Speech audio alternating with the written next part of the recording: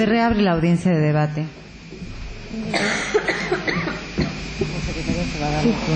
Por secretaría se va a dar lectura a la resolución arribada por el tribunal respecto de las peticiones que estaban pendientes.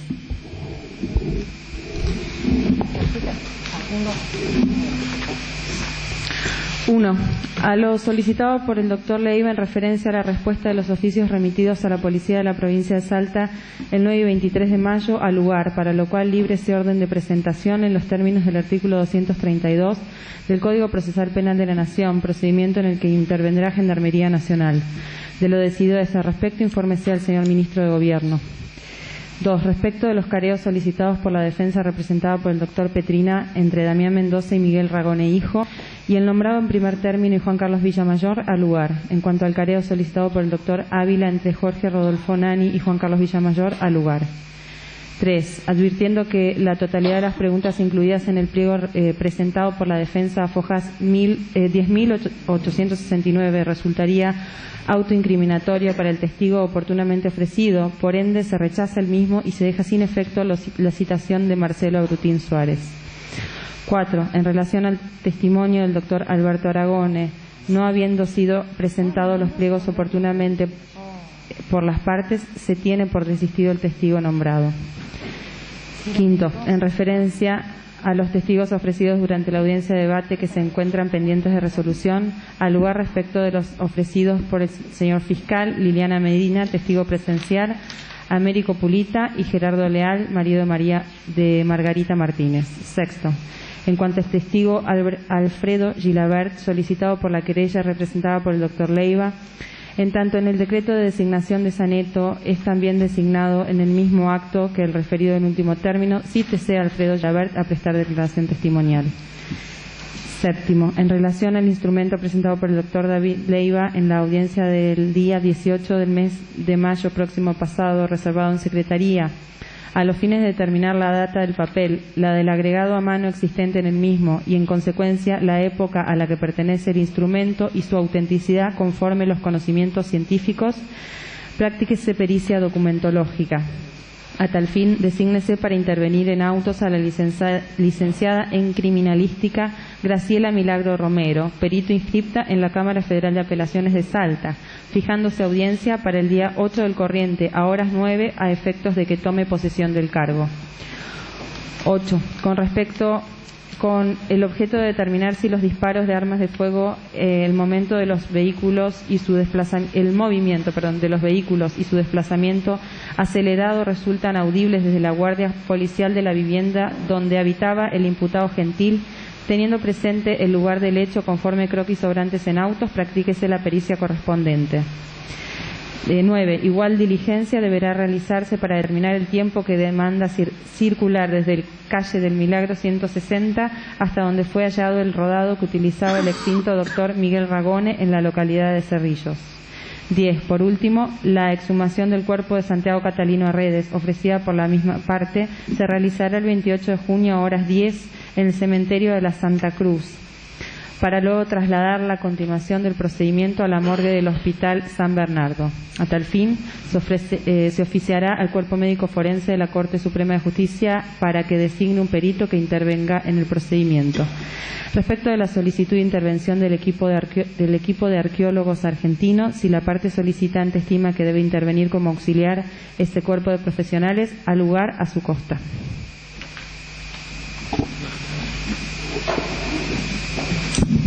Bien, una aclaración respecto de uno de los careos es entre el señor Mendoza y Nani, no Villamayor y Nani. Eso vamos a corregir por secretaría. Doctora, quería agregar algo más respecto de lo recién resuelto de la exhumación del cadáver de Santiago Redes, que si bien ya se fijó fecha para el 28 de junio y siendo ya esta diligencia pública, si es posible o considero esta parte que sería importante ordenar una custodia del lugar hasta tanto se proceda específicamente a la exhumación por el riesgo que podría ocurrir si alguien interfiere o intenta llegar al cadáver con anterioridad a la orden del juzgado. Es decir, la pedida es una consigna o policial o de Gendarmería o de Federal, lo que ustedes consideren adecuado. Bien, vamos a agregar la consigna policial hasta tanto se realice la exhumación del cadáver del señor Doctora, Arredes. Sí, doctor. Vinculado al secuestro de la documentación, nosotros solicitaríamos de que la Gendarmería informe la fecha y la hora en que va a realizar el procedimiento y, si es posible, de que las partes acompañen esta medida.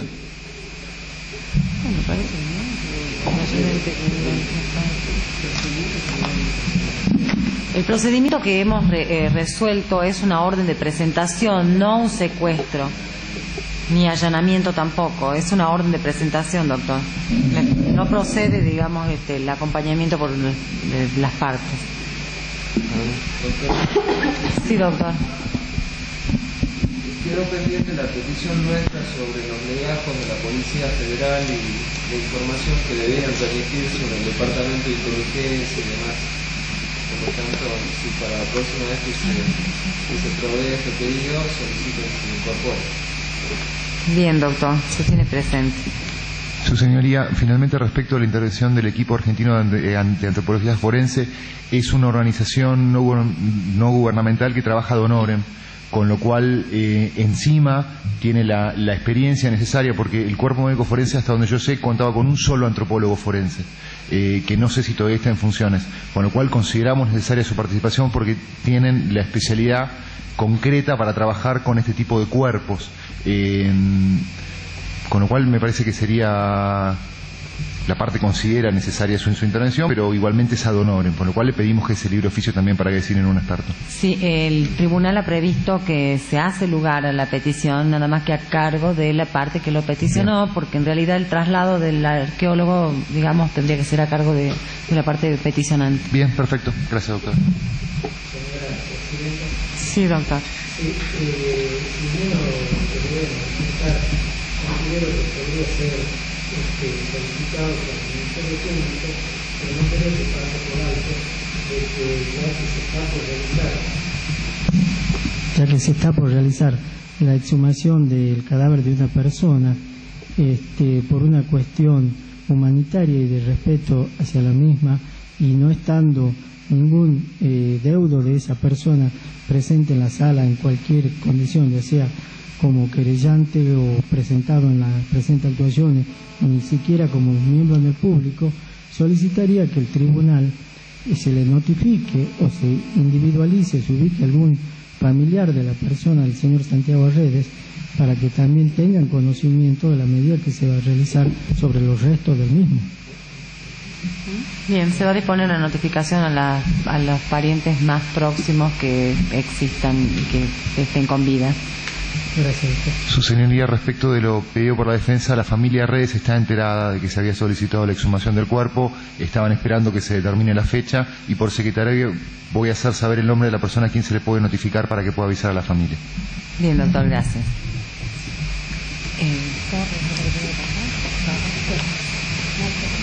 Bien, que pase Mirta Josefa Torres.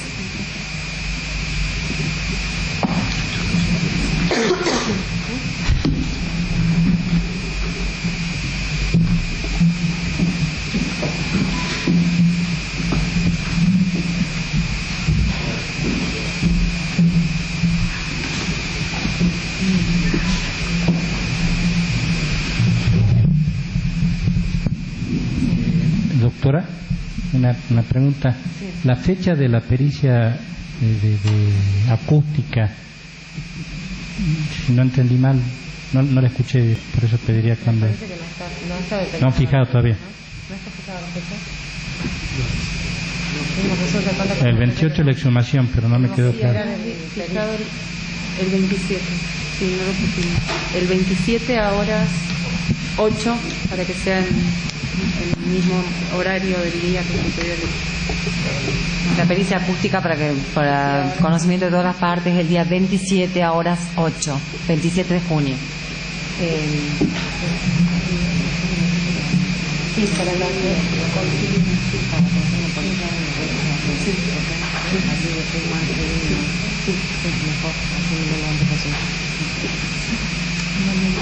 Que pase, por favor, Mirta Josefa Torres.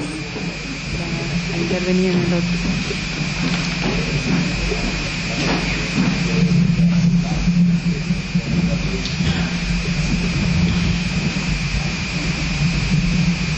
Buenas tardes, señora Mirta Josefa Torres. Usted ha sido citado como testigo en el expediente número 3115 del año 2009, que se sigue en contra de Rubén Nelson Herrera, Pedro Javier Herrera, Miguel Raúl Gentil, Carlos Alberto Mulhol, Jorge Héctor Zaneto, Joaquín Gil y Andrés del Valle Zoraide, por supuestos autores de homicidio y lesiones. Usted como testigo debe decirnos todo lo que haya visto, lo que haya escuchado, lo que haya ocurrido en su presencia. No puede callar, ocultar ni mentir, no puede exagerar ni menoscabar la verdad, y menos mentir en contra de los procesados, porque esto la puede llevar hasta 10 años de prisión. ¿Me ha comprendido? Sí. Póngase de pie, por favor, que le voy a tomar juramento de ley. ¿Jura decir la verdad de todo lo que sepa y cuánto le sea preguntado? Tome asiento, por favor.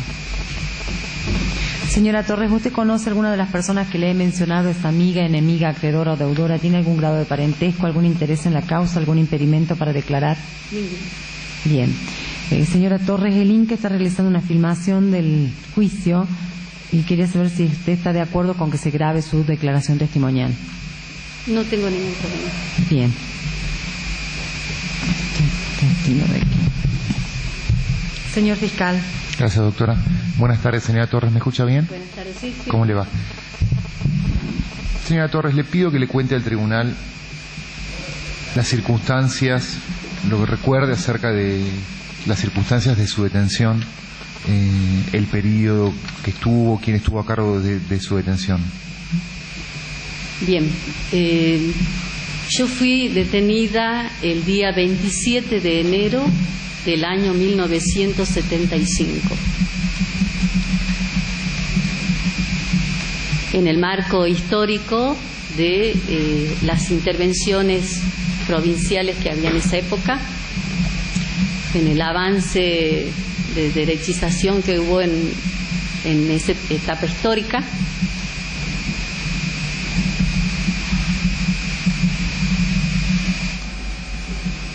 La policía de la provincia se presenta en la repartición donde yo trabajaba. Fui detenida desde mi lugar de trabajo, la Dirección de Vialidad de la provincia.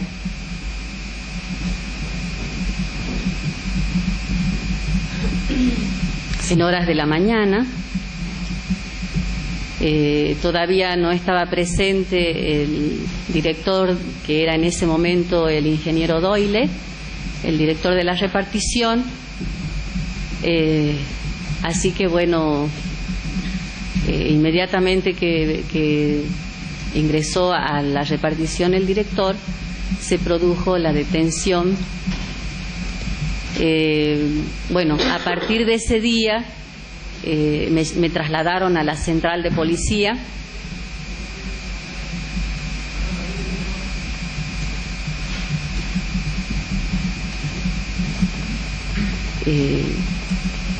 Cuando hacen enterar a mi familia, soy negada en el lugar, en la central.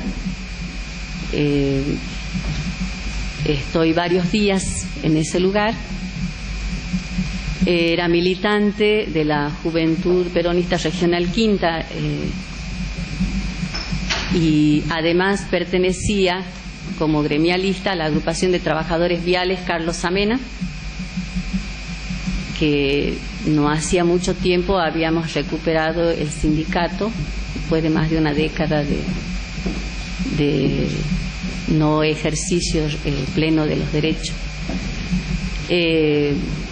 Después de estar unos días detenida allí, fui trasladada a la Policía Federal, que en esa época estaba como delegado Federico Livi, y en el cual fui torturada, estando en esa época estaba embarazada, por manos de el mismo delegado de la Policía Federal, Federico Livi, Juan Carlos Alzugaray.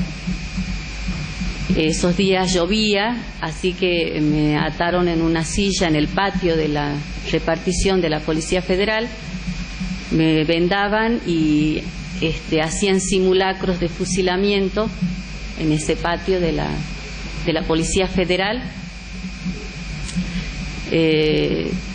Así que durante el día, mientras llovía, estaba en ese patio, y en la noche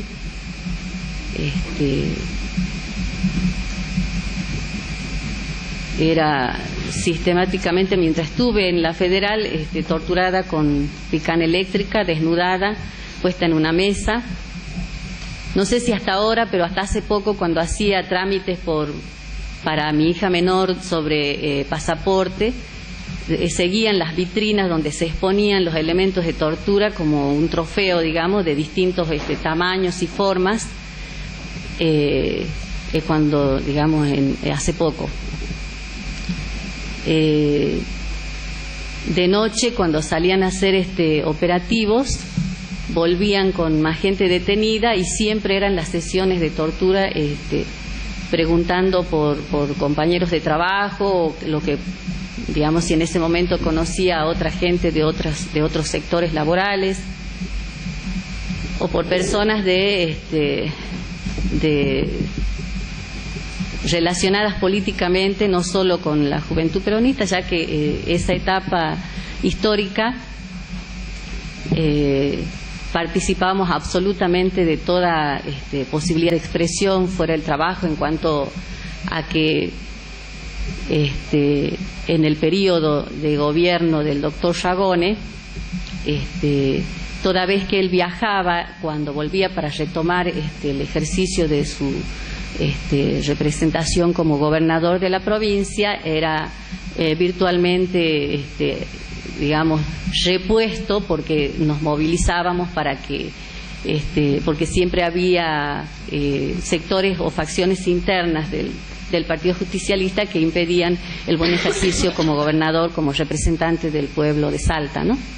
Así que con nosotros, como muchas veces nos tocó movilizarnos no solo desde el punto de vista de la juventud trabajadora, sino como jóvenes de los barrios. A mí me tocaba, fui, digamos, en la casa de mi suegra funcionó lo que se llamó a lo largo de muchos años antes del advenimiento democrático del 73, las UBR, que eran las unidades básicas revolucionarias, que llevaban el nombre en toda la zona sur de Salta de cada uno de los fusilados de Trelew. En el caso donde yo vivía, en Villa Soledad, la unidad básica que estaba dentro de la casa de mi suegra se llamaba Unidad Básica Revolucionaria Susana Lejar.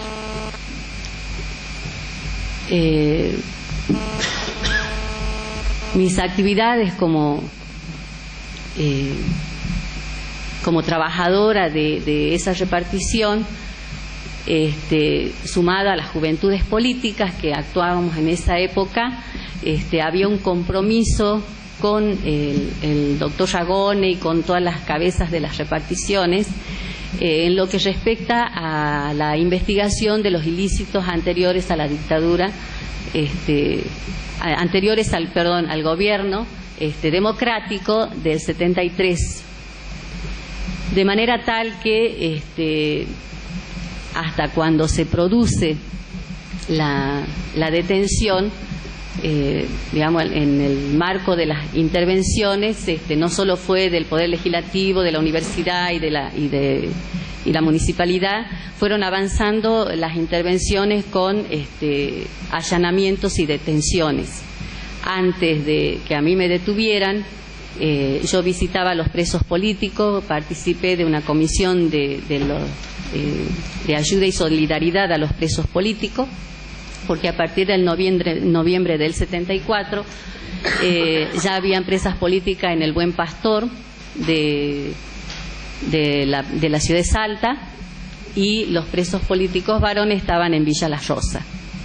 Me tocó en una oportunidad llevar a los hijos del hoy desaparecido Juan Carlos Urrutia, que era el titular de la Juventud Peronista, los hijos, porque su compañera era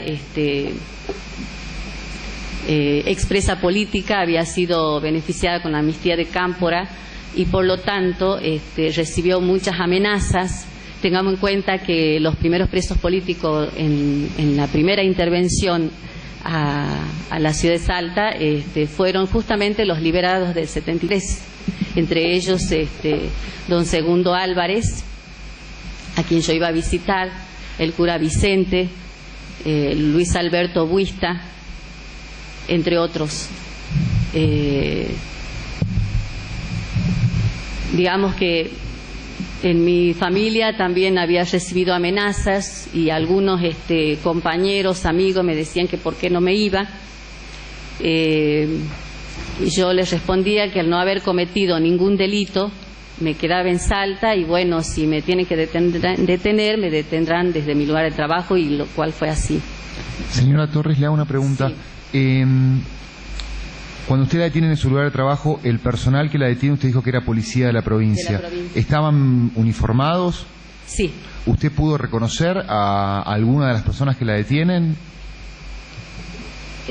No recuerdo exactamente, pero ya en ese momento estaba a cargo el jefe de seguridad, señor Gil. Y cuando fue sometida a torturas, también fue sometida a interrogatorios, ¿no? Sí. ¿Y esos interrogatorios sobre qué versaban fundamentalmente?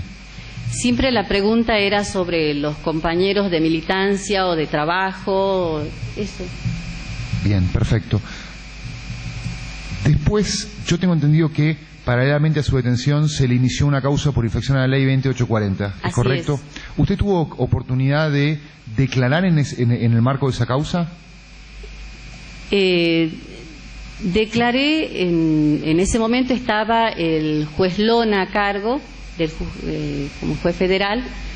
Denuncié las torturas, las declaraciones bajo tortura, porque en realidad la causa, la aplicación de la 2840, en la carátula que me hicieron ver estaba un dibujo que yo hice en la celda donde estaba detenida junto a mucha gente, que era una tacuara, y donde decía libres o muertos, jamás esclavos. Eso fue parte de la causa 2840. Después no tuve, digamos, posibilidad de defensa y nada de eso. Me comunicaron que ya estaba abierta la causa. Cuando estaba trasladada en Devoto, me comunicaron que tenía 3 años de condena y inhabilitada a perpetuidad a cumplir funciones públicas y o privadas. La comunicación, me acuerdo exactamente que decía, a pesar de no existir pruebas contra fulana y tal, contra mi nombre, se la condena a 3 años de cárcel e inhabilitada a perpetuidad a cumplir funciones públicas y o privadas. Eso era la condena, que ya habían pasado bastante tiempo de reclusión en la cárcel de Devoto. Cuando llegó esa comunicación. Señora Torres, usted dijo que denunció las torturas que sufrió ante el juez que tenía a cargo de esa causa. ¿Usted sabe si por esas torturas que usted denunció se inició una investigación? No, no me notificaron absolutamente nada. Quiero entender de que no se hizo ninguna causa en razón de las denuncias de tortura.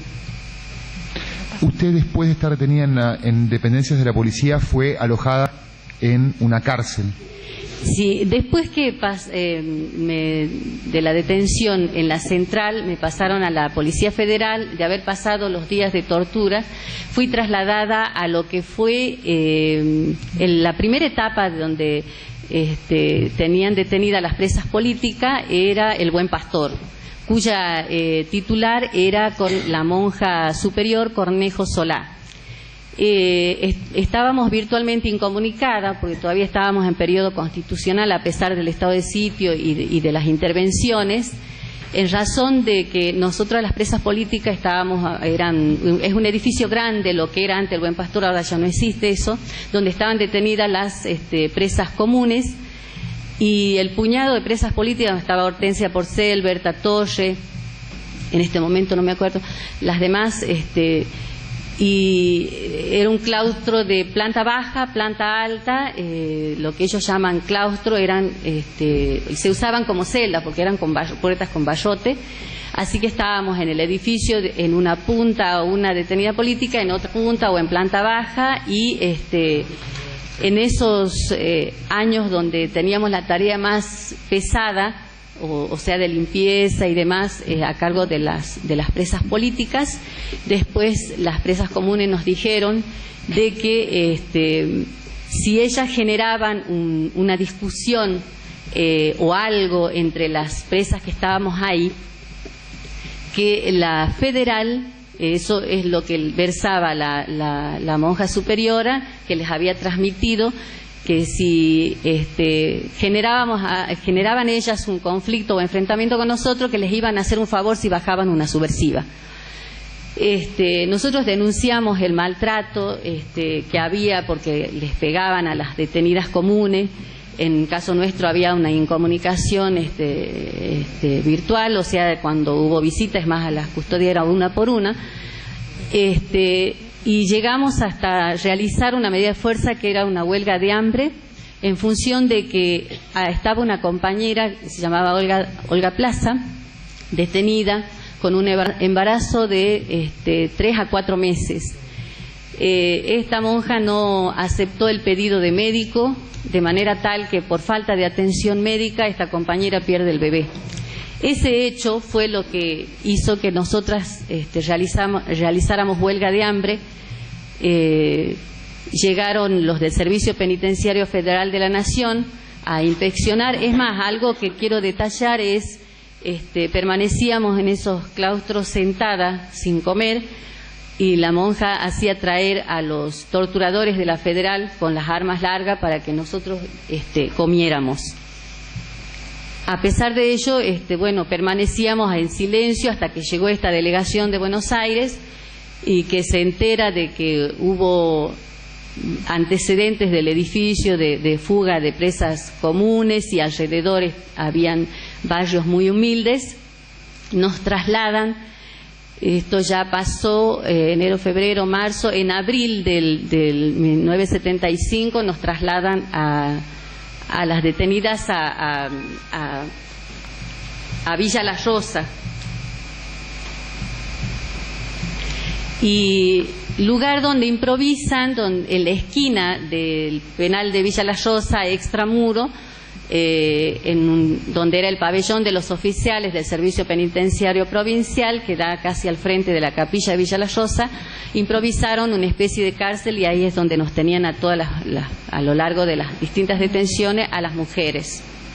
Conocí el pabellón de los varones, como que les dije antes, que visitaba a los presos políticos, llevando a algunos niños. La última vez que estuve en la cárcel visitando presos políticos fue en esta tarea de llevar a estos niños que acabo de explicar en la Navidad del 74.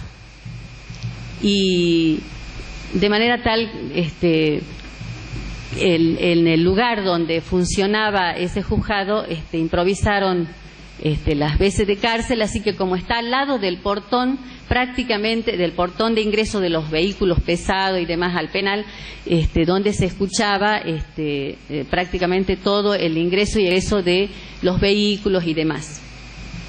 Señora Torres, sí. Le pregunto, después de estar en el Buen Pastor, ¿a usted la trasladan a Devoto? No, después de estar en Buen Pastor, lo que acabo de contar es que nos trasladan a Villa La Rosa, donde era esa esquina de frente a la capilla, que vuelvo a repetir, es donde improvisaron los pabellones, un solo pabellón donde estaban donde estábamos las detenidas presas políticas. ¿Y a Devoto la trasladan más adelante? A Devoto fue después del fusilamiento de Palomita. ¿Cuánto tiempo estuvo detenida en Devoto? Recluida hasta el año enero del 81, digamos, a partir de ese mes me aplican el régimen de vigilada, que lo cumplo en la ciudad de Salta, no podía salir de todo el casco céntrico, y mi libertad total la obtuve en el 4 de junio de 1983.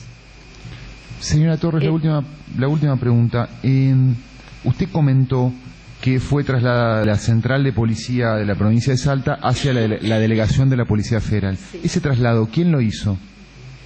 El personal de la policía de la provincia. La policía de la provincia la entregó a las autoridades de la Policía Federal. A la Policía Federal. Además, lo que se comentaba dentro de los que, digamos, no se dirigían a mí, sino ellos comentaban esta viaja a Buenos Aires. Cuando estaba en la Federal, entendía que el comentario se refería a un cuaderno que tenían en la Policía Federal con una nómina de decretos preestablecidos que iban colocando, que era la disposición del Poder Ejecutivo Nacional, y conforme se iban deteniendo gente, se le iba colocando esos números preestablecidos de ese cuaderno. Y volví a escuchar la palabra, esta viaja a Buenos Aires, era como una jerga referida a la aplicación de la disposición del Poder Ejecutivo Nacional. Bien, muchas gracias, señora Torres. No tengo más preguntas, señor presidente. Doctor Duarte.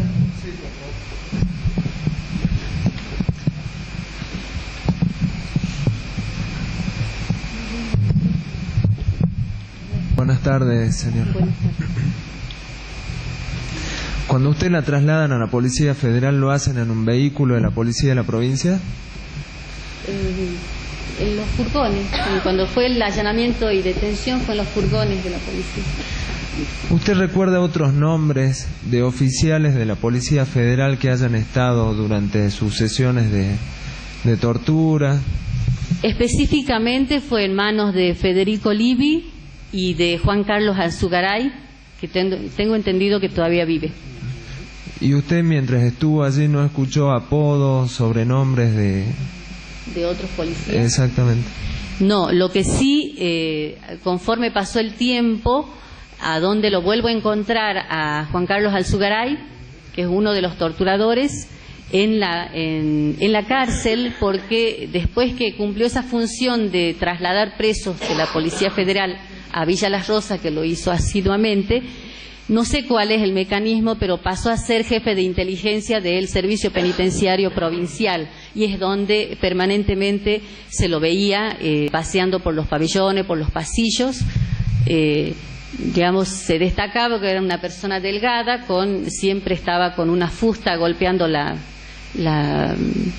botas, que sabía usar botas largas, y es lo que golpeaba siempre al caminar, así que, pero además no me puedo olvidar nunca de su cara, porque a pesar de estar vendada, como el efecto de la picana eléctrica hacía que mi cuerpo saltara en la mesa, y de tal forma que también con esos saltos se me cayó en varias oportunidades las vendas, por eso los identifico, los vi cuando me torturaban.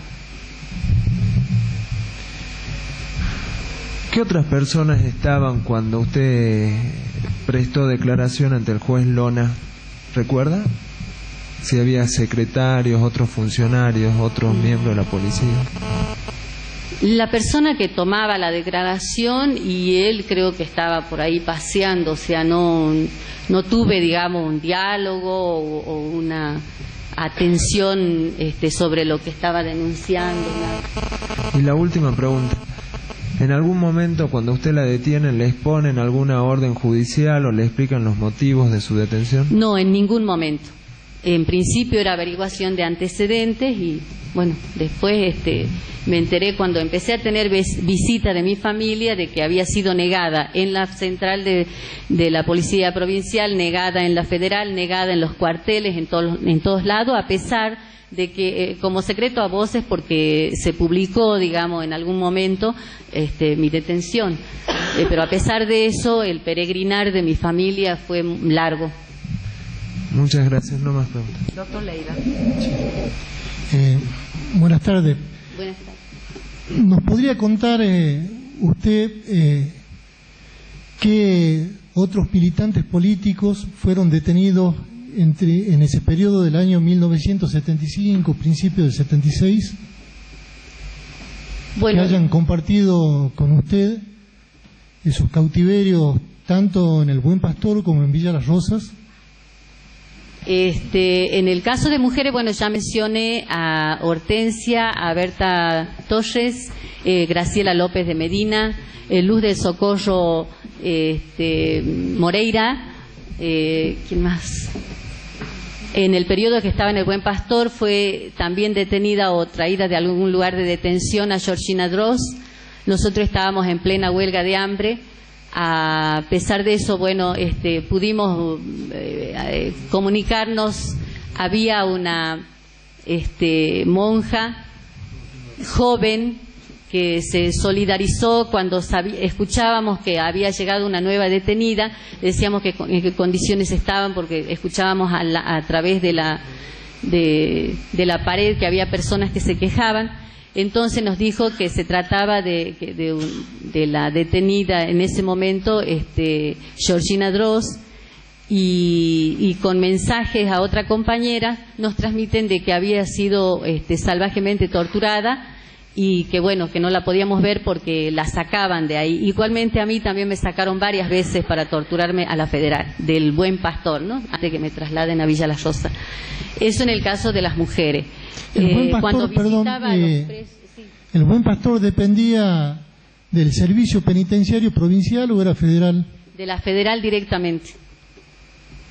Sí. Bueno, eso en el caso de las mujeres en ese lugar. Después en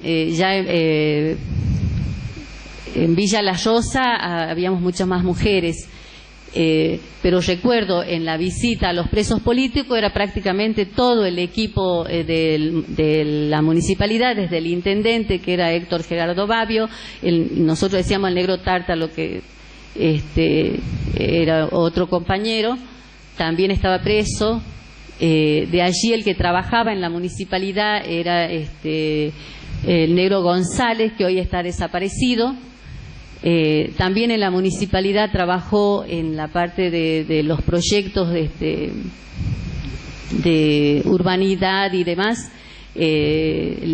Chicha Alonso, que también estuvo detenida con nosotros en Villa La Llosa, que era arquitecta, la sobrina del doctor Yagone. ¿A quién más? Había otra compañera de Rosario de Lerma que no tuvo mucho tiempo detenida. ¿Nos podría informar a qué agrupaciones políticas pertenecían los detenidos? Si hubo entre las torturas también mujeres violadas y si nacieron niños en cautiverio. ¿Y cómo es esta circunstancia que cuenta de Palomita y cuándo fue? Bueno, con relación a la pertenencia había una diversidad grande, o sea, la mayoría pertenecíamos a la juventud peronista, a la JTP, habían compañeras que después, a posteriores, eran detenidas que pertenecían al PRT y al ERP.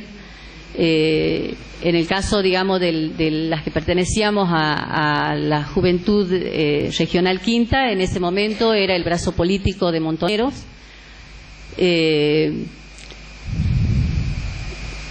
Digamos, eso en cuanto a las pertenencias, a las distintas identidades políticas.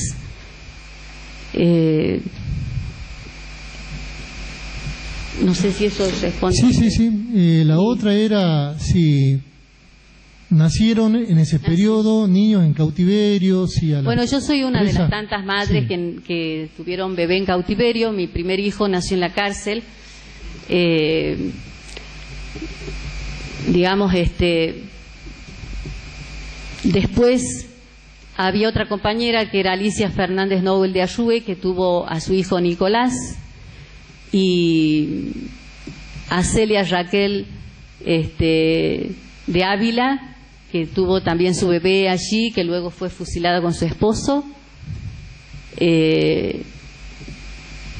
Bueno, yo tuve el privilegio, digamos, de vivir y de que viva mi hijo. O sea, cuando fue el fusilamiento, nos quitaron los bebés. Mi hijo ya caminaba alrededor de la celda a los 9 meses. De los bebés nacidos en cautiverio son, bueno, Mariano, Nicolás, Marcela, y le decíamos Floppy a la más chiquita, que era hija de Eva Garnica, la última bebé que nació, que nosotros vimos. Mientras estábamos presa en Villa La Llosa, teníamos posibilidad de recibir materiales o de trabajar, hacer cosas artesanales y demás con relación a poder ayudar a nuestra familia. En mi caso, era la mayor de mis hermanos, así que fue un perjuicio muy grande el hecho de que me hubieran detenido.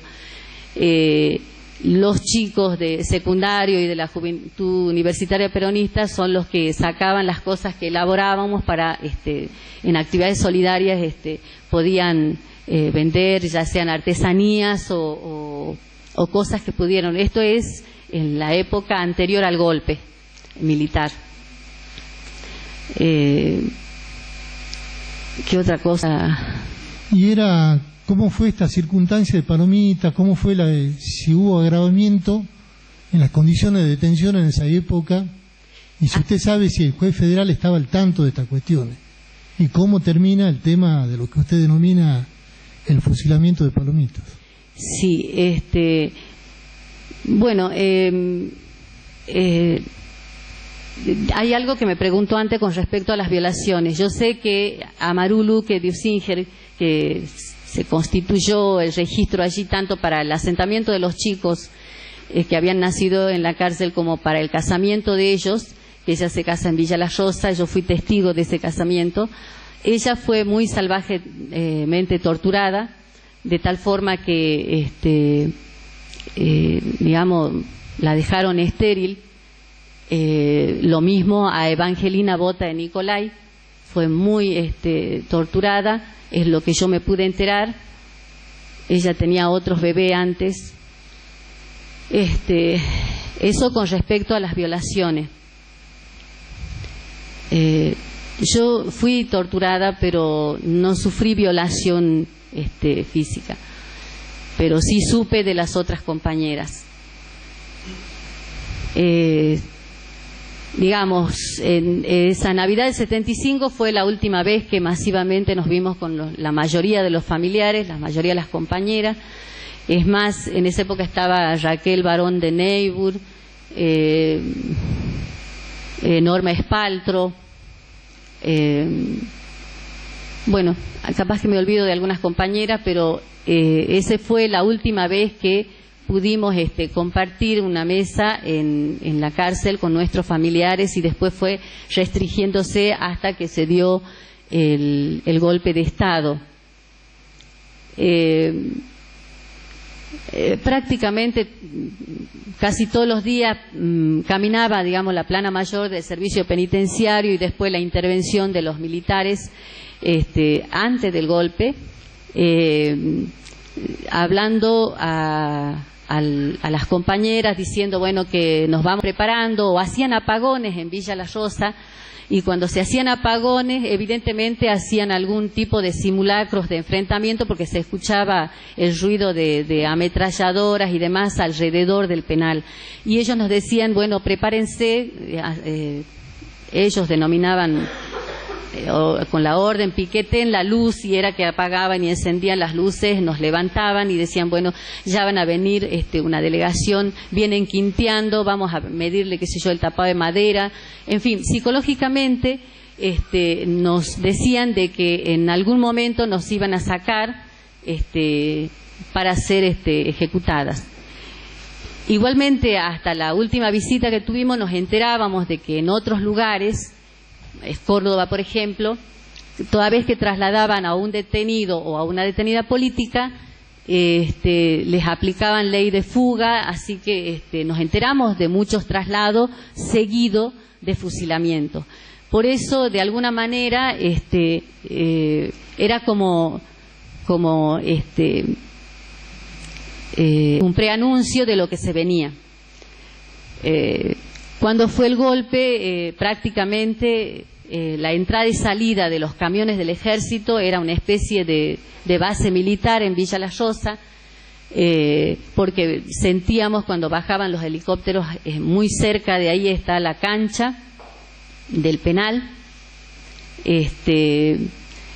y bueno, digo que era como una especie de base militar porque cuando sentíamos que salían los camiones, corrían el personal del servicio, veíamos pasar personal uniformado del ejército, y bueno, entraban y salían furgones de las fuerzas de seguridad, y seguramente a los operativos de detenciones y secuestros y demás, porque no eran traídos al pabellón donde nosotros estábamos.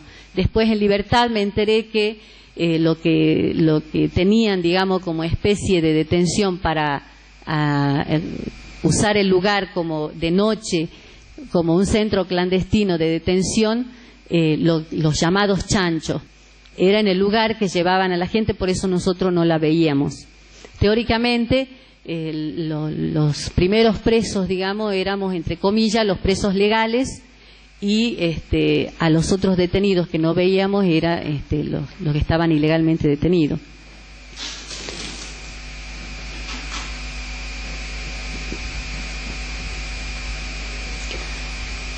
Bueno, en ese marco, después del golpe, empezaron a traer más compañeras detenidas, hasta que llegó el día 6 de julio, o sea que ahí se agudizaron esas entradas de militares y las delegaciones que entraban a hablarnos de esto que acabo de contar. Un día de 6 de julio es cuando cierran, apagan las luces y sentimos entradas de un camión, y al rato que avanzaba por la galería en dirección al pabellón, el ruido de mucho personal con botas, haciendo ruido con las armas y alumbrando al piso para que no se le viera las caras. Y ahí entra uno de los militares con carpeta en mano, y es cuando empiezan a nombrar, y que bueno, dimos testimonio de lo que se lleva adelante, lo que habían preanunciado de la quinteada, se da específicamente, que era una jerga que usaban los nazis en los campos nazis, pero que ellos la usaban en función de lo que ya tenían planificado, porque de cada una de las compañeras que nombraban tenían las carpetas en la mano. O sea que no era 1, 2, 3, 4, 5 al paredón, sino nombraban a la persona que habían, que teóricamente la iban a trasladar para llevarla a lo que después se conoció con la masacre Palomita. Nosotros le pedíamos explicaciones, tratando de hacer demorar, y si realmente era un traslado, que por qué no les permitían los efectos personales, que se abrigaran, porque estaba cayendo una especie de agua-nieve, de frío que hacía. Si era un traslado, bueno, por lo menos que pudieran llevar las cosas para higiene, en fin. Yo pude alcanzarle a Chicha Alonso una polera que en esa época se usaba, polera chombacha negra, y un poncho tipo incaico con llamas, que después en la exhumación ayudó a identificar lo que traía puesto, o por lo menos del testimonio surgió las coincidencias apenas se abrieron el cajón el día que se hizo la exhumación. En el caso de Amarú le pude alcanzar otra ropa. En el caso de Georgina se iba agarrando las paredes porque ella tenía un problema de miopía muy grande, usaba pupilén, se le rompieron los lentes, así que ella iba, los lentes de contacto no se lo daban, así que prácticamente la sacaron agarrándose de las paredes porque no veía casi.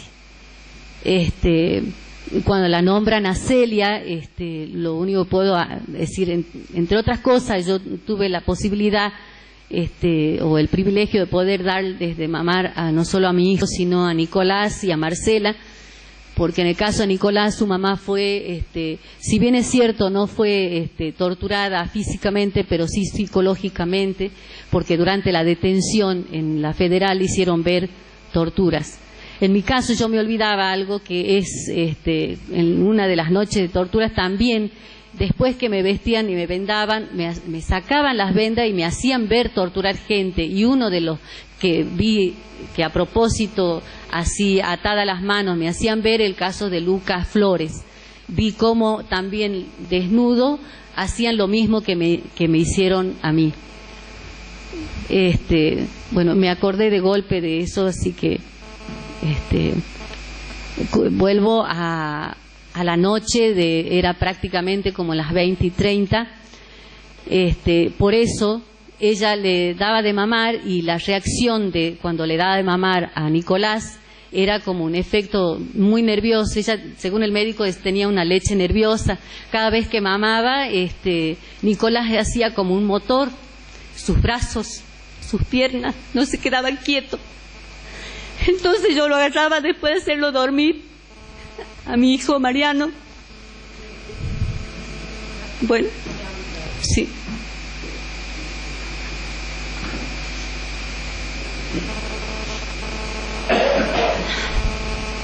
Gracias. Entonces esa circunstancia hizo de que cuando hacía dormir a mi bebé, lo tomara Nicolás para que pueda alimentarse, porque cada vez que Alicia quería darle de mamar, tenía esa reacción física. Había dañado tanto su leche que no lo podía alimentar. Se dormía Nicolás. Él nació en noviembre del 75, en febrero nació Marcela, y ella ya tenía otros hermanitos, y Marcela, mejor dicho, su mamá de Marcela, tenía problemas de, ¿cómo es que había dicho el médico cuando analizaron su leche? Que era como una especie de leche gatuna, que ella mamaba, pero quedaba con hambre, porque era una leche débil. Y entonces, así que por eso yo, después de hacer dormir a los otros dos bebés, hallaba a Marcela, y ella, mamaba así tan desesperada que hacía siempre ruido. O sea, ella tomaba su leche y hacía, eso me acuerdo tan patente.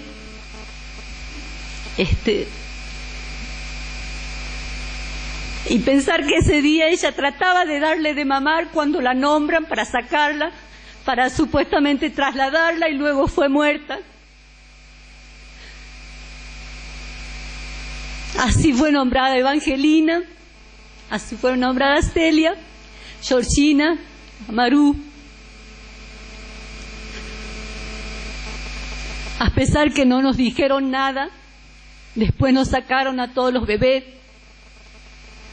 Eso nos afligía aún más, porque nos arrancaron de los brazos los bebés anoche, después de haber sacado a las chicas.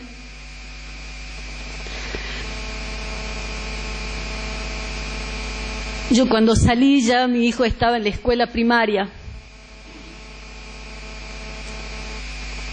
Y él ya caminaba ahí en la celda. Después me enteré que mi hijo lloraba en silencio, sentado mirando la pared.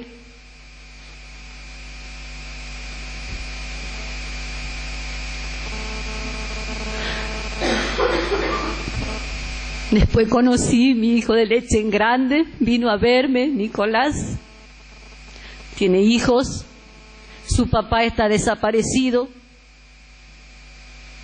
es de apellido Ayue, y hoy nos puede contar que llamaron a toda la familia, porque el 25 de mayo lo llamaban, hablaban en las clases de los patriotas. Y como su papá le dijo que su papá era un patriota porque había dado la vida, por eso estaba desaparecido, los llamaron a los padres para que expliquen cómo era eso del carácter de patriota de los abuelos de Nicolás. Hoy sus hijos pueden reconocer que el hecho que hoy estén desaparecidos tantos compañeros significa que hubo un plan de exterminio. Acá no hubo una teoría de los dos demonios, acá hubo parte, no es ajena, Salta no es ajena al resto del país. Y en ese plan de exterminio estaba previsto no solo el secuestro y desaparición del doctor Ragone. Cuando salí, aún con vigilada, pude hablar con Pepa Ragone, que era la hermana, que hoy esta victoria de que esté el tribunal acá investigando el secuestro y desaparición del doctor Ragone, me enorgullece enormemente, porque cuando salí yo la conocí como colaboradora, como secretaria privada, como cuando abría las puertas, las alfombras que habían antes en la Mitre 23, era puro barro, porque no conocí otra persona a través de la historia que no abriera los brazos a los más necesitados. Cuando viajó para el interior del país, como joven de esa época, viví un tiempo en las comunidades y reencontrarme en los tendederos que hacemos como familiares de detenidos desaparecidos en las plazas, a él bailando con los paisanos aborígenes, no lo hizo nadie, ningún otro gobierno.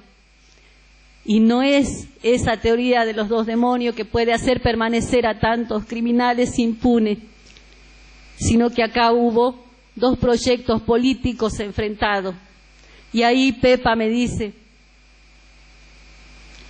que Miguel le había dicho antes de que lo secuestren, porque había participado de la interna de su partido, que él prefería morir antes de aceptar que en su partido entraran ricos, y prefería morir antes de hacer ingresar o afiliar a Roberto Romero.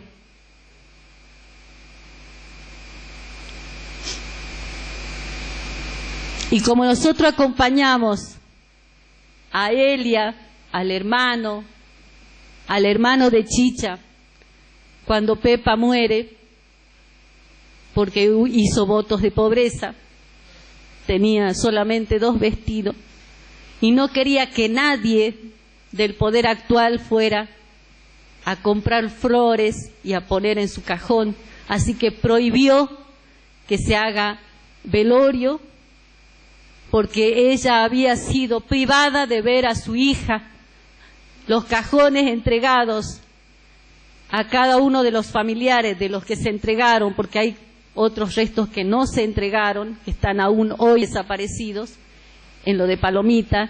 A Chicha, cuando le entregan a doña Pepa, le entregan a cajón cerrado. Entonces, ella dijo, no pude ver a mi hermano, ni saber cómo murió, ni que los responsables estén en la cárcel.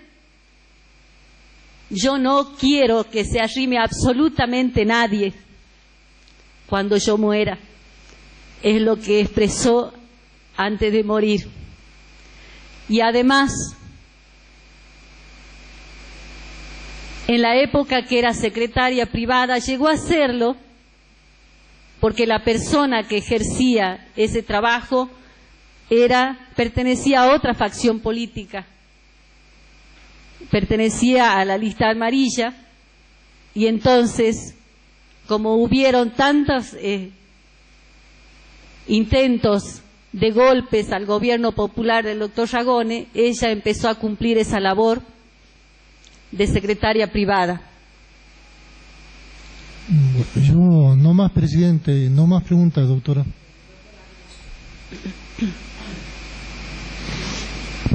Sí, buenas tardes. Yo le quería preguntar, usted nombró que uno de sus jefes era el ingeniero Doyle. Sí. ¿Esta persona era político? ¿Cómo llega a ese lugar? ¿Lo designa Ragone? Sí, digamos que él también sufre la intervención, detención, como todas las otras reparticiones.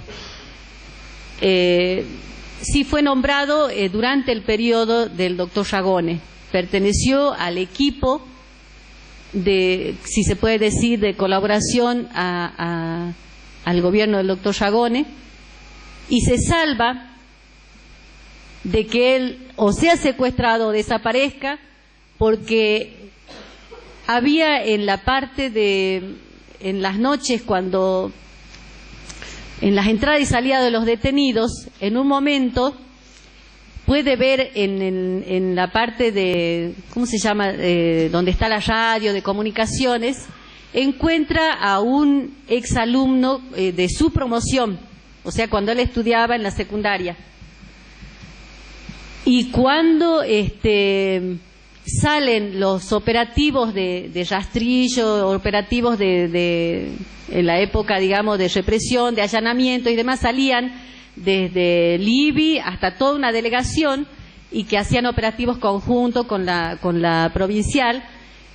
El chico este, que era su ex compañero de estudio, entrega un supuesto telegrama de orden de libertad del ingeniero Doyle, y es la forma que él se salva, es la forma que él sale. Cuando vuelve, Libby se enloquece y ahí es donde nos vuelven a torturar a los que estábamos detenidos en el lugar.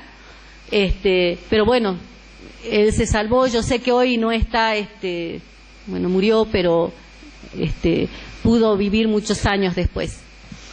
Esta persecución al ingeniero Doyle también se daba dentro del marco de lo que era la persecución a los ragonistas, si se podría llamar así. Sí, era, digamos, toda la intervención fue de alguna manera erradicar toda expresión ligada al gobierno del doctor Ragone. Yo hago una comparación al presidente que fue el doctor Cámpora, como el gobernador que no lo dejaron gobernar, porque fue muy efímera el ejercicio de sus funciones como tal, ya que el 25 de mayo asume en algunas localidades con el voto popular del 70 o 77% en algunas localidades. De manera tal que cuando él se propone participar en una interna para unas nuevas futuras elecciones, ya después de haber sido intervenido, era evidente que iba a volver a ganar. Entonces, todas las personas que fueron perseguidas de una forma u otra tienen que ver con el compromiso del proyecto político que se votó en el 11 de marzo del 73, que fue otrora el Frejuli, y que después se desdibuja en la historia en función de, esto se desdibuja, digo bien, porque en la llegada de Perón el 20 de junio, cuando se le da la seguridad a cargo de Osinde y López Rega, es donde prácticamente se ve el giro a la derecha y la ruptura de ese frente justicialista, que era un proyecto diferente. Lo decía bien el Frente Justicialista de Liberación. Se rompe Perdón, continúe. Se rompe en esa etapa histórica, y es como la influencia de ese sector hace que en el área del Ministerio de Trabajo, por ejemplo, hay un personaje que después me entero que es el que, porque tengamos en cuenta que en el gabinete no solo estaba Gerardo Babbio, que después ya estaba preso con la intervención, como director de trabajo estaba Guillermo Álzaga, con el cual yo compartí, al pertenecer a la Juventud Trabajadora Peronista, compartí muchas asambleas en el ámbito rural. Incluso conocí a Felipe Burgos, pude ver, contactarme con mucha gente, sobre todo del Valle del Lerma, el contacto de ellos con la gente que trabajaba en el campo y con los aborígenes. Ese carisma o esa representatividad, tanto en la CGT como en el ámbito gremial, en la CGT, como las 62 organizaciones peronistas, no tenía la influencia y el peso de las bases, digamos, de la clase trabajadora, como cual quería manejar en ese momento Benito Moya. Cuando pudimos hablar con Hortensia Porcel, me enteré, bueno, estando en la cárcel ya, que Benito Moya había sido el ideólogo o el que ordenó la ejecución de Guillermo Álzaga, en función de que despejar el camino para ser él el titular, tanto de las 62 organizaciones como de la CGT. Y en el caso del otro crimen político que ocurrió en el año 75, que fue, en el año 73, que fue de Fortuny, que fue el jefe de policía de la provincia. También vuelvo a ratificar de este plan de exterminio y que les sirvió o que fueron funcionales estas disputas internas de las facciones internas del peronismo y del gremialismo, porque cuando a él lo ejecutan, hubo testimonios donde nunca esperó que lo mataran, pensaba que, como la patota sindical acostumbraba a golpear, él se puso cartones y revistas en su pecho, así lo encontraron. Pero además Hortensia me cuenta, Hortensia Porcel,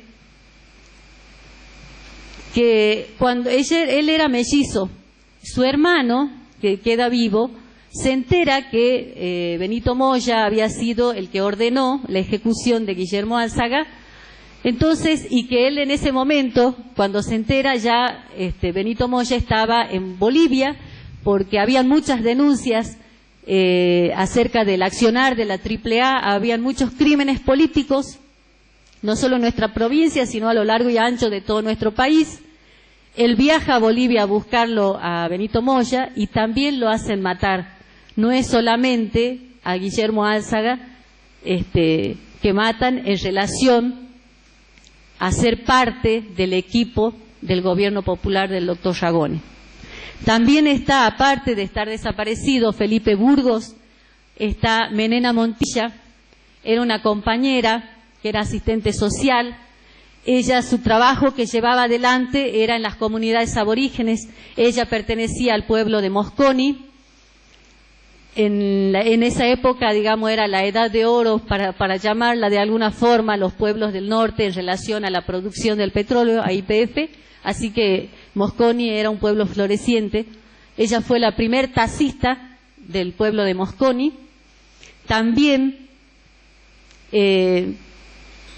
pasaba como la casa de mi madre, de mi abuela, de abuela María, era cerquita de la terminal, así que los compañeros que venían del interior, Lucho Buista, Menena, iban por casa, hablaban con mi abuela, descansaban, se daban un baño y seguían con sus tareas. Ella también expresó esto de que, ¿por qué no recibía algún salvoconducto para irse? Porque había sido amenazada de muerte y ha sido acribillada estando embarazada. También era el del equipo del doctor Yagone. Le hago una pregunta. Sí. Usted habló de que la detiene la policía de la provincia, que la tortura la policía federal, después que fue al servicio al Buen Pastor, que pertenece a la federal, después fue al servicio penitenciario o Villa Las Rosas, que pertenece a la provincia. A su vez también habló de que el día del 24 de marzo sintió dentro del penal provincial ruidos del ejército. ¿Qué relación cree usted, después de haber vivido lo que vivió, de haber tomado conocimiento de lo que pudo conocer, entre el ejército, la policía federal y la policía provincial? La relación es parte de un plan de exterminio, vuelvo a repetir, muy elaborado. Yo voy a dejar como prueba lo que desde el CEMIDA se escribió. D'Andrea Mor hizo un libro que se llama Memoria de Vida. Voy a dejar para que hagan copia para el tribunal y en especial para el fiscal, de D'Andrea Mor, Memoria de Vida. Esa es toda la estructura de cómo la cadena de mando tenía la responsabilidad máxima en cuanto a todos los operativos. Y con relación a la cantidad, que son aproximadamente 230 desaparecidos en Salta, y los 30 crímenes políticos, que se puede decir aproximadamente antes del golpe de Estado, y desaparecidos, voy a dejar otro CD, que es el documental hecho por Marie Monique Robin, de los Escuadrones de la Muerte, donde se puede verificar cómo fueron formados con plata del Estado de Argentina, no de ahora, digamos, no porque ahora se investigue el terrorismo de Estado.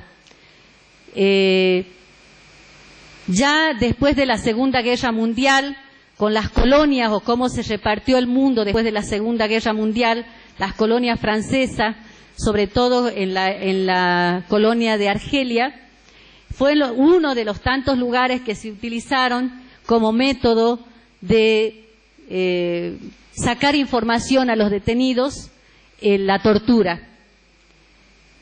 Es más, hay testimonio tanto en ese documental como en los testimonios que acá voy a dejar, que ella pudo aportar en el juicio de la masacre de Margarita Belén en el Chaco, en Rosario y en Mendoza, en relación a esto que acaba de preguntar el doctor Ávila. Por lo tanto, el pasado no pasa. Yo creo que nos atraviesa absolutamente a todos. Porque, como bien decía una compañera que hoy está desaparecida, es ya en el año 75 y que después de una década, cuando se abrían los archivos de la CIA de Estados Unidos, se comprueba que prácticamente en el año fines del 73, 74 y 75 se extermina absolutamente a la mayoría de los cuadros de las organizaciones revolucionarias de ese momento, de manera tal que todo esto tiene que ver. También dejo, a modo de ilustrar, de una historiadora, Teresa Cadena de Heslin, de una enciclonoa, una parte de la enciclopedia que es del 43 al 84, donde se puede ver en la cronología de la última parte, sobre todo, cómo a lo largo de la historia nuestra querida provincia sistemáticamente fue intervenida. No es solamente en esta última parte. Y la mayoría de las intervenciones, desde los años 50 en adelante, 55 en especial, los años 60, la mayoría capitanes, generales. Y lo que más llama la atención, o no, es cuando la abolición de la Constitución del 43, hay un acuerdo, porque en realidad las Fuerzas Armadas con los funcionales fuerzas de seguridad, que fue la policía provincial y federal, gendarmería y todos los grupos especiales que usaron en el operativo Independencia, tienen que ver con el poder económico de la nación, y Salta no es excepción. Cuando Ragone habla con su hermana y le dice: yo prefiero morir antes de que este partido se convierta en un partido de ricos como lo es ahora, está todo el proceso de apropiación de lo que fue el diario El Tribuno. Se refleja eso como el rol de los medios de cobertura a la historia de estos 50 años de golpe. Así como en los 30 un salteño, Uriburu, es avalado por la Corte, es un golpe cívico-militar, a lo largo de la historia participaron muchos civiles de distintos signos políticos. Y en el caso de cuando el golpe del 55 en Salta, es Martínez de Oz uno de los que da el acuerdo para esa abolición. Bueno, no lo encontré, igual lo dejo acá. Está cronológicamente escrito, no es ningún invento. Y el otro aporte que doy para lo que los familiares y el movimiento de derechos humanos sostenemos, de que el terrorismo de Estado se profundiza o se legaliza finalmente con el último golpe. Pero en la funcionalidad de la DES 2 sufrimos las actuales consecuencias, porque el aparato represivo no fue desmantelado y hoy la D2 no persigue delincuentes, sino cualquier movilización callejera, como hace poco los estudiantes del Colegio Tomás Cabrera. Por eso, acá está documentado en este libro, si lo quieren certificar, está el original, que después yo me lo quiero llevar porque pertenece a la biblioteca donde estoy trabajando, el Colegio Scalabrini Ortiz. ¿Cómo fue la apropiación del diario que un tiempo fue del PJ y pasó a manos de Romero? Otra de las cosas que hablamos con la hermana de Miguel es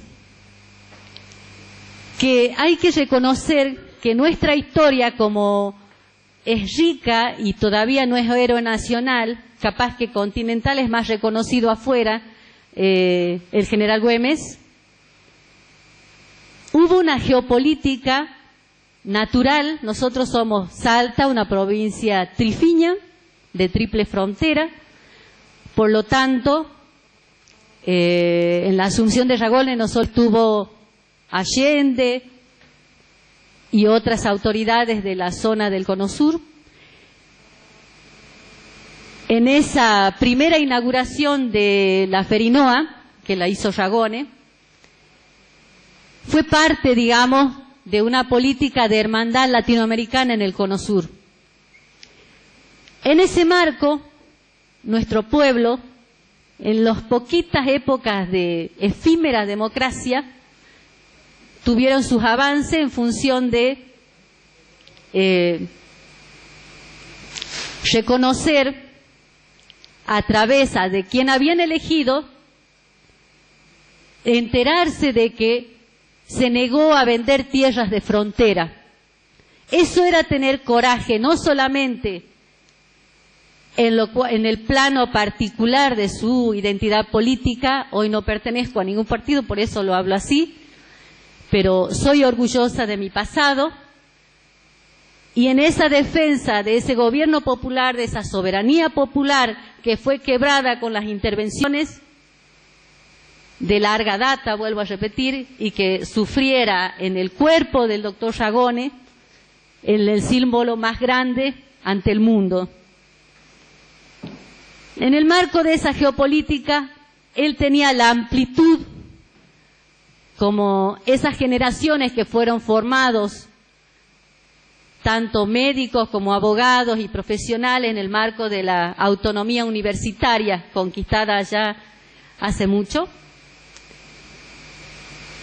Trabajábamos los jóvenes con muchos médicos para que pudieran transitar por las villas miserias y ver cuál era el contexto social y económico que provocaba las enfermedades. Por eso él era un poco el símbolo o el discípulo de Ramón Carrillo, y que quería revolucionar la salud pública, de llevar a todos los rincones. Cuando visita las comunidades, él se enteró que se lucha y vuelve, y que los votos que le dieron los paisanos aborígenes de la selva de Chaco, que antes era impenetrable, ahora es un peladar, él pudo ver todavía algunos árboles escritos con el famoso lucha y vuelve en el idioma de ellos, en distintos colores. Por eso, cuando venían a la ciudad y hacían sus movilizaciones tomando tren con Lucho Buista y muchos otros compañeros para pedir que por fin se le entreguen sus tierras, hoy las siguen padeciendo y han pasado más de 5 siglos. Él quería producir ese cambio revolucionario. Estoy hablando del doctor Ragones. Y como la zona trifiña también da para lo bueno y lo malo, se sabe de los intereses económicos a donde fue a parar Benito Moya para protegerse. Acordémonos, mi cuñada era esposa de un compañero de lo que en esa época se le decían los helenos bolivianos, los helenos chilenos, que era el Ejército de Liberación Nacional de cada país. Por eso yo me entero cuando pasa por Salta JJ Torre y la AAA lo mata en Buenos Aires. De otra forma no me hubiera enterado. Ella hoy no está.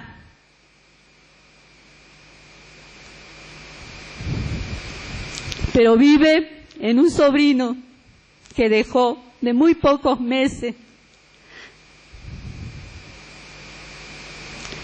Por eso sé de la lucha que no tenía fronteras, pero que para el enemigo de estos proyectos políticos populares de construir un camino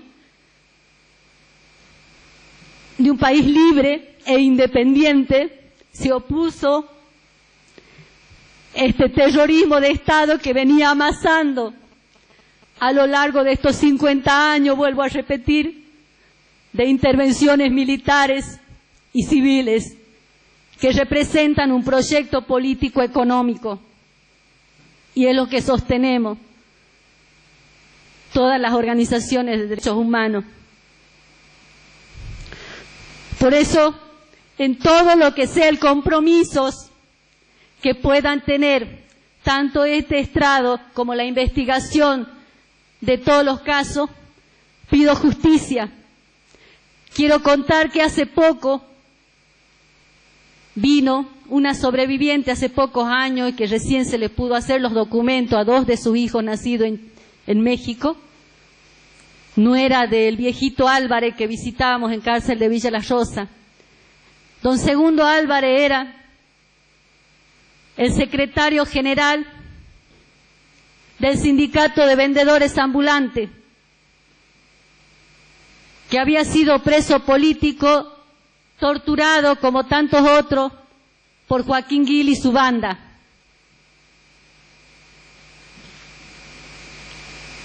Cuando él vuelve al país que tanto amaba, vuelve con sus 2 hijas Claritas, Clara Álvarez y Clarita Álvarez, con sus nietas y nietos, sus yernos, su madre, 9 familiares, fueron muertos en Buenos Aires. Sobrevive una de las hijas de Clarita porque había un criadero de chanchos cerca de los predios militares donde fueron fusilados. Esto con testimonio de nuestra querida Turca Mazú, que pudo volver del exilio. Matan absolutamente a todo y sobrevive esta niña que fue criada en un chiquero de chanchos. Cuando habló de las de Plaza de Mayo se entera que querían adoptar irregularmente a esta niña, es que uno de los hijos que vivía en Jujuy, porque todavía la nuera de don Segundo Álvarez no podía volver al país, puede rescatar y que no sea apropiada o adoptada por gente extraña. Y así es como vuelve una de las sobrevivientes de esa masacre. Y vive la mamá de don Segundo Álvarez hasta los 104 años. Entonces, todo eso se sostiene, este plan de exterminio.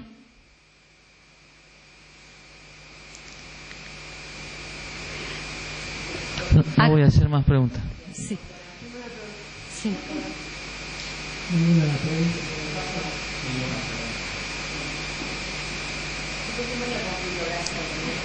Muchas gracias.